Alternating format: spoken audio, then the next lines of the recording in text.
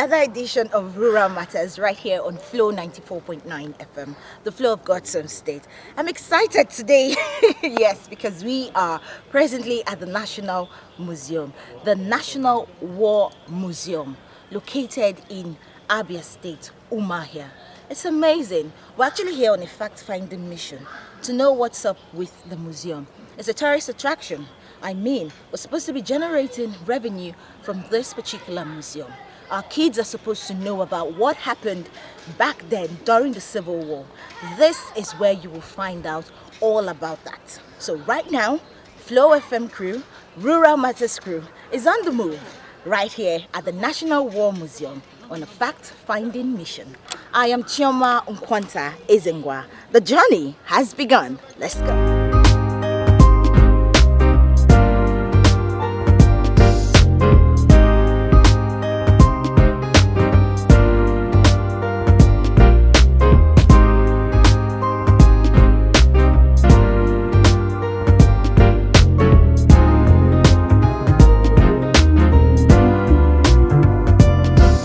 May we meet you? Okay, my name is Ms. Adwaka, the curator of National War Museum, Umaria. Okay. Standing on behalf of the Director General, Professor Tijan. How long have you been the curator of this museum? I said it's 2015 December. Okay. So I actually took off 1st January 2016. All right, that's amazing. So far, so good. How has it been? It's been good, it's been challenging, and it's been encouraging. Okay. At least to lead the museum to the public. Just like we said, the museum is a tourist center. It's a place of entertainment. The National War Museum in particular is a peace reconciliation center. Okay. It's a technology promotion center.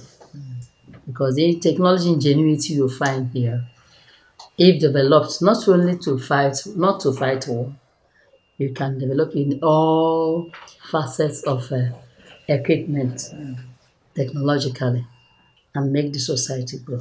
Okay. All right. What's the traffic like? People coming in here to tourist activities to see what's happening in the War Museum. What's the traffic like here? It has been great like that until this COVID-19 that started in March 2020. And wherever it was shut down, nothing happened. But apart from that, I said we have sometimes a crowd of 10,000, 9,000, 8,000 thereabout in a year, and greater number of them are school children. Okay. Yeah, and other adult researchers that actually visit us. Actually, we heard that the museum is how should I put it? It's looking abandoned. You know, grass is growing everywhere. It's in a sorry state. So on getting here, we're seeing something different. Looks like work is ongoing. Yes, work is ongoing because if that statement is made by anybody, that will be not true. Because if grass grows, we have more. We hire more to cut them down, especially in the annex. Because annex is an enclave of escape routes and a bunker underground with the Biafran state. Then here, work is ongoing because the army answered to our rescue. They made a reconstruction of the gallery and reconstructed the wall, the roof, and renewed the zinc, and also zinc the artifacts outside. Okay. So the work and made interlock of the surface areas. Yes. All right. So what about the Abia State government? This is supposed to be a tourist attraction. So what have they actually done to renew the glory of? What I see Abia State do is that whenever they get protocol visits is what we call dignitaries coming. Once they bring them here. Museum is open, we attend to them. The time they want to write Impact Magazine, we collaborated with them. And on a physical note, contributing to our works, I still believe that they are yet to arrive. Okay. Yes. All right. Let's go into history now. Can you give us a little history of the War Museum, the role it played, and some other facts that we need to know about the War Museum? You know, the War Museum was set up, was a launch in 1985, established in 1989. And that was a wisdom introduced by an army general who went abroad and found out that the War Museum that he saw there could also, if it's established, it could also move Nigeria forward. And he came and introduced the matter to the then Obasanjo administration. Okay. And it was bought. And that was now, there was a collaboration between the army and the museum to now set up a museum, which was established 89 and launched in 1985. Okay. Yes. All right. So, the museum, can you tell us some of the artifacts that we have here? And if you find a museum, you have the genealogy of the war equipment. Okay. The artifacts are majorly traditional weapons of war and the armed forces weapons of war and armed forces pictorial equipment put around the walls to depict the phases of the army. Okay. The genealogy of the army, that's what we call the armed forces proper, the Navy, and the Air Force before we come to VOB. Because why it's called a National War Museum, what is established was because here was dug a trench, a bunker. They call it trench, but when you get there, it's a house, a bunker where the then General Ojukwu was making an announcement with Okokonde of the goings on of the war, and they use it they traffic through it to the main bunker at Opera Avenue. Okay, so this bunker Yes. leads to the one at Afara. Yes, at Opera Avenue. Opera Avenue. In that time, but you know the areas now has been overtaken by civilization. Yeah. We only have the marks Okay. of the bunker, how it started here. So there's no way we can go down there and see the No, bunker. we cannot go down there except we want to walk through the gullies and valleys. Okay. And some of the houses has also been built along the line. How many feet is this bunker? I want to tell you that the from the top to the end, you find over 26 feet Okay. depth before the house was built, a cast house. And you know that Biafran VOB is over 50 years and it still lasted without it shaking. All right. What's your prayer right now? Because it looks like the museum still needs a lot of help financially and otherwise. Yes. And I wouldn't fail to appreciate, like I have said already, the great efforts of Lieutenant General Buratai, who had made it possible for this construction to go on. So on behalf of the Director General, I still appreciate him. And I also plead, because he that started the work must finish it.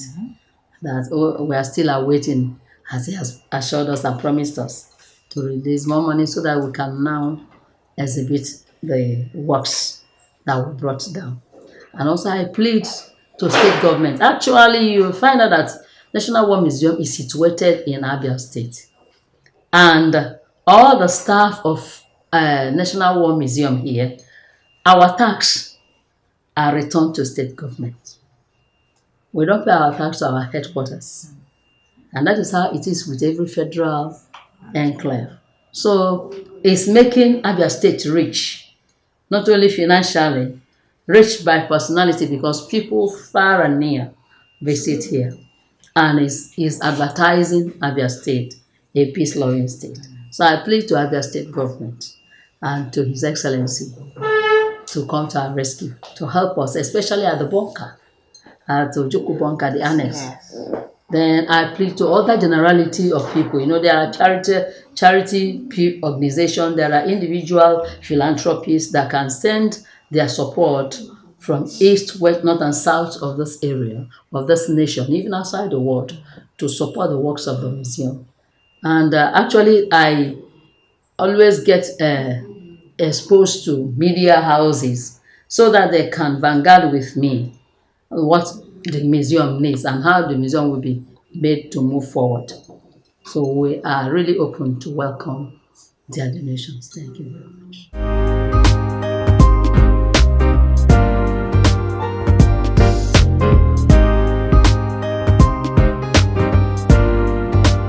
Right now, we are currently at the entrance of the National War Museum Gallery.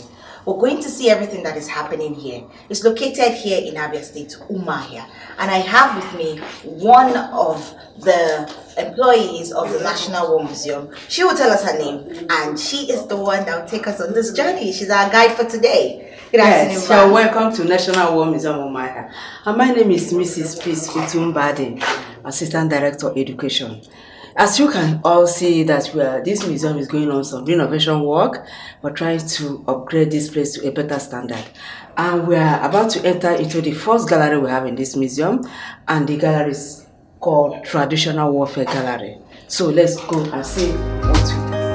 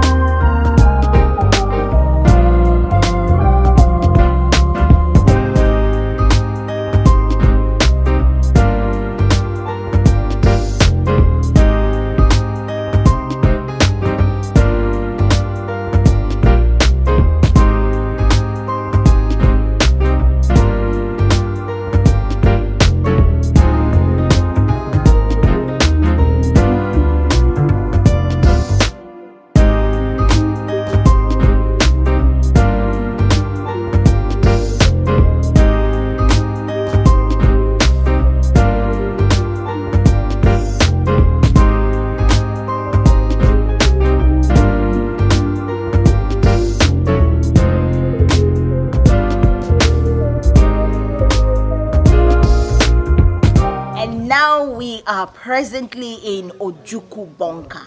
That's where they call this place. Remember when we were at the National Museum? Yes, the National War Museum. We were told that there is a tunnel that leads all the way from the museum to Ojukwu bunker right here in Afara. So right now, we are in Ojukwu bunker. It's Rural Matters on Flow 94.9 FM. Somebody will say, is anything rural about this? Of course, it is. We are about to learn more on our history. Let's go into the bunker. Come along.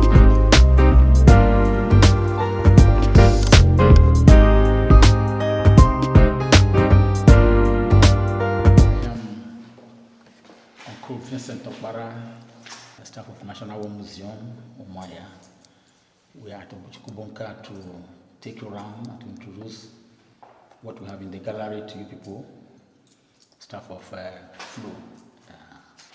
We have Dr. Michael Okpara, the owner of this particular building. Initially, the man that gave this house to the government of Biafra as a gift. He donated the building to the government of Biafra during the Nigerian Civil War in 1968, when the Biafran War was going on. So as we proceed, we have the photograph of the two giants, the two leaders of the Civil War. We have General Chukwemeka Ojukwu, the Biafran head of state. We also have General Ojukwu, the Nigerian head of state during the Nigerian Civil War.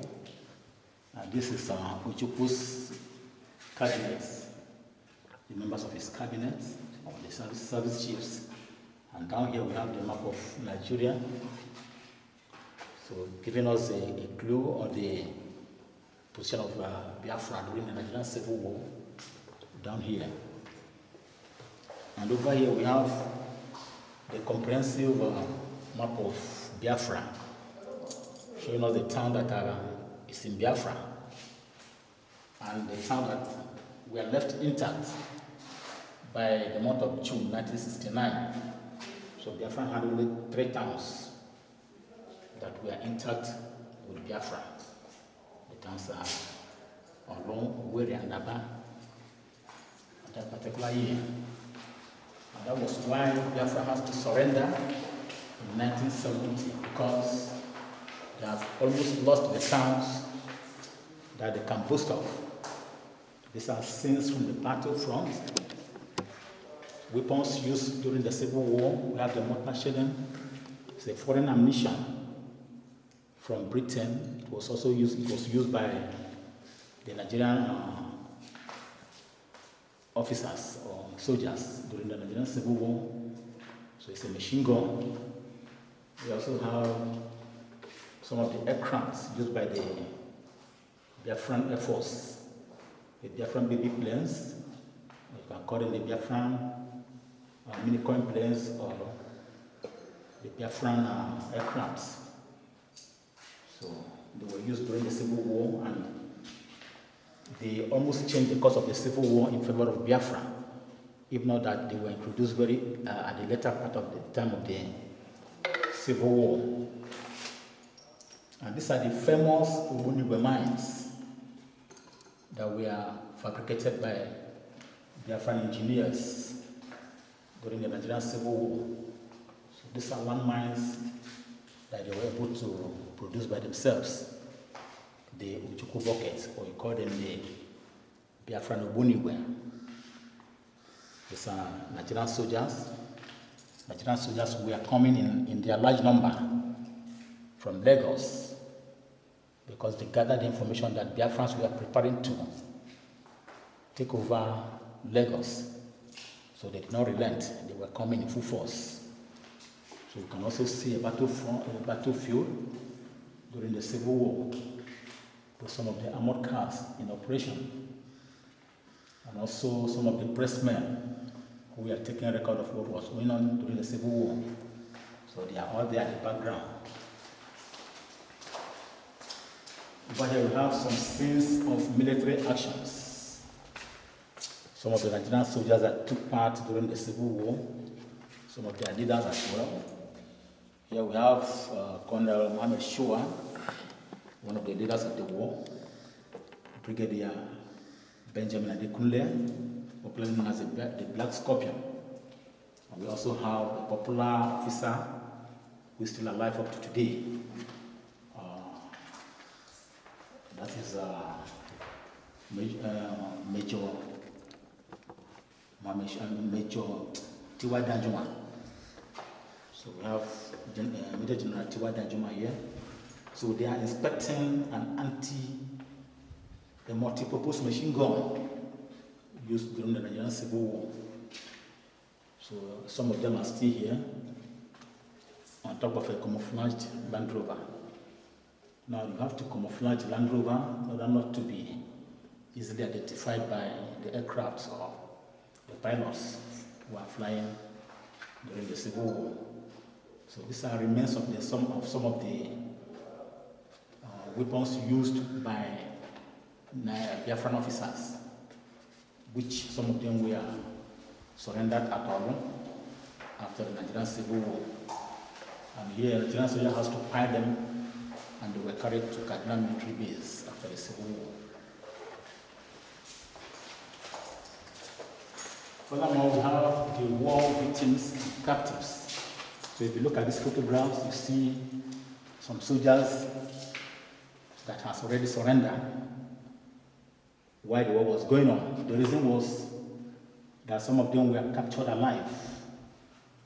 And during that time, when you are captured as an officer and you don't have any weapon with you, all you need to do is to raise up your hands and surrender to your superior or to your opponent, meaning a sign of becoming loyal to your opponent. And by so doing, nobody will force you anymore. You'll be taken as a prisoner of war during the Civil War. Here we have a Biafran soldier who was captured and has to surrender to the Nigerian soldiers. Down here we have a Nigerian soldier also who was captured by Biafran officers, and he also raised his hand as a sign of surrender. And these are members of Biafran Boys Company who were selected for screening during the Civil War because Biafra needed more hands to fight the Civil War. So some of them were selected for screening and for training to go into the Civil War and help to fight the Civil War. Up here we have some Biafran civilians who were also arrested, tortured, and some of them were interrogated during the Civil War. On our left and right hand side here we have the soldier who is tied on a tree for execution. So the reason was that he committed a war crime for killing one of the Biafran prisoners of war. That was it was a serious crime during the Civil War. So this thing happened in the presence of the war observers. And for that reason, go on automatically give order that the man should be executed for the very act he committed.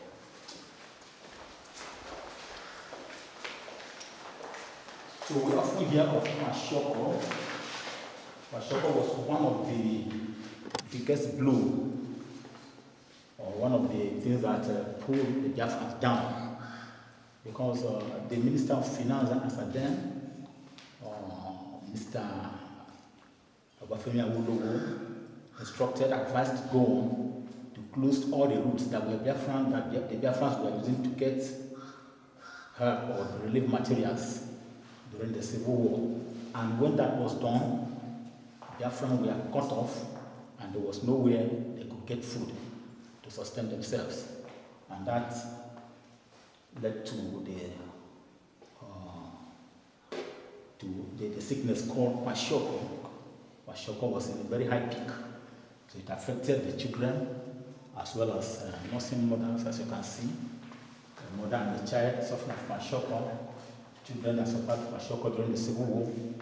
A Kwashiorkor patient in the hospital with one of the doctors without boundary that came to help and to administer some drugs to see how they can help them.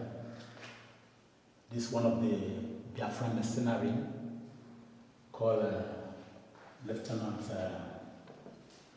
Henry Block. Henry Block was also a victim of the war. So he was captured in Calabar and was killed by the Nigerian officers. This is a famous Ogbunigwe mine, I mean the famous, the popular Abagana sector, which we all often hear of.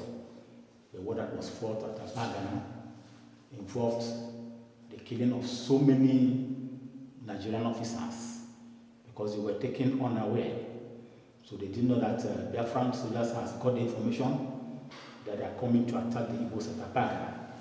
And as they were going with all confidence, unknowingly to them, they fell into the Biafran ambush party and they were all massacred. So they lost up to 6,000 men within an hour of fighting. So here you can see Colonel Joa Chuzier, popularly known as Erid, and Colonel Ojukwu.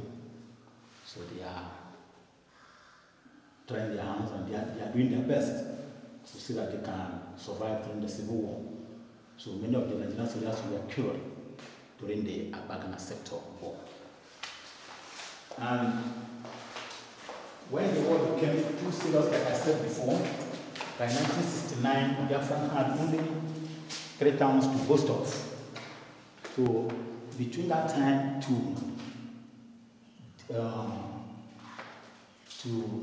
October of 1969, they have lost all their towns. So they were left with nothing. And that was why the warlord, the head of state, General Ojukwu, was advised to go on exile at Ivory Coast. And when he left Biafra to Ivory Coast, he handed over to Lieutenant General Philip Effiong, who was the second in command of the Vice President of Biafra. So the Vice President was now in control of the Civil War, or Biafra then. But when they had nothing left with them, they decided to go for negotiation for peace talk in order to stop the war. Because a lot of Biafran children, men and women, has lost their life during this particular time. So here you can see Colonel Olusegun Obasanjo discussing with the new president or the vice president, Lieutenant General Philip Effiong, in order to reunify, to come together as one nation, and to see that the war is stopped. Finally, it's stopped once and for all. So at the background here, you have Mr. Franklin Mbanefu, Sanusi Mbanefu, the chief justice of Biafra. You have Mr. UN Akman and others, and other Biafran delegates that were in the meeting.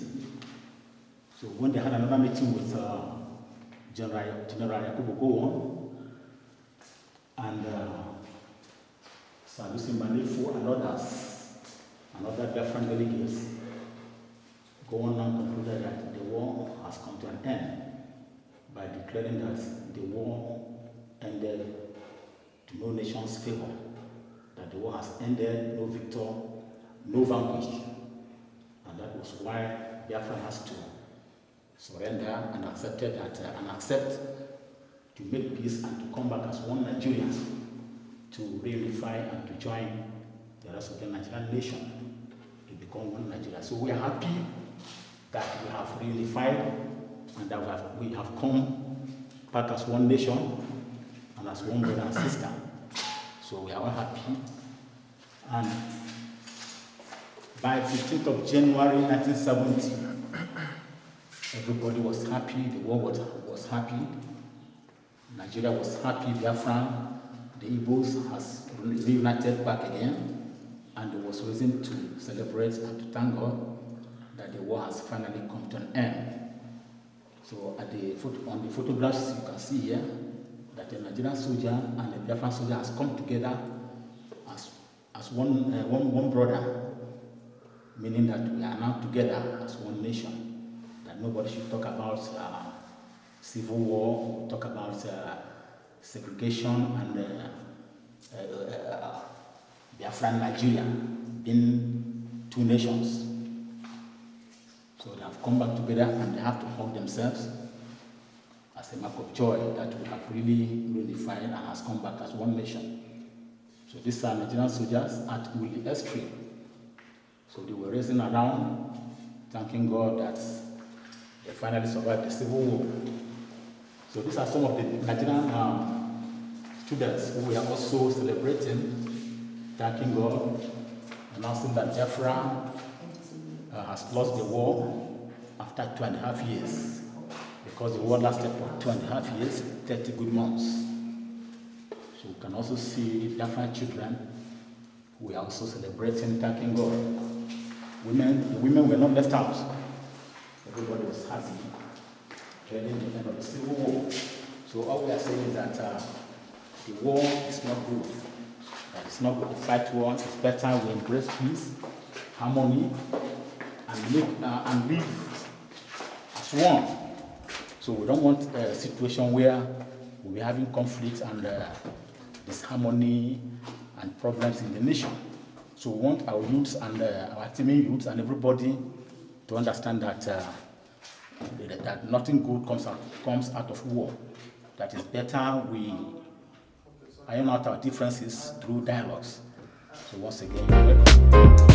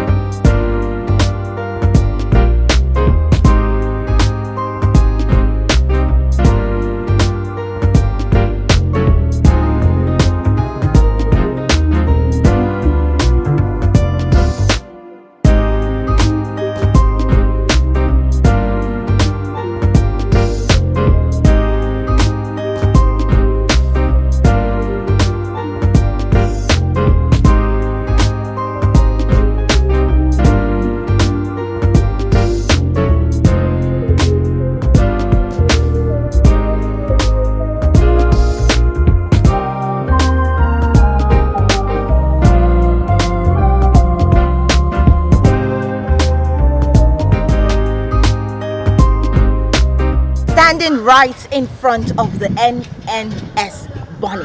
Yes, it's a ship that was used during the Nigerian Civil War, the Biafran War, as some people will call it.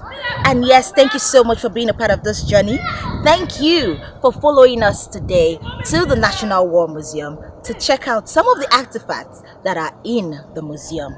It's a tourist attraction. You can come here for whatever you want. Bring your children here. Let them know a little bit of history about the country. Special thanks to Samson Eze, the executive producer. Thank you so much, Elder Pro, our dear producer. Thank you so much, Stanley FX Joe, for being so kind, the cinematographer. And of course, I am Chioma Nkwanta Ezingwa. Not forgetting to thank Chidima, our IT girl. Until we come your way again next time, it is Rural Matters on Flow 94.9 FM. Bye for now.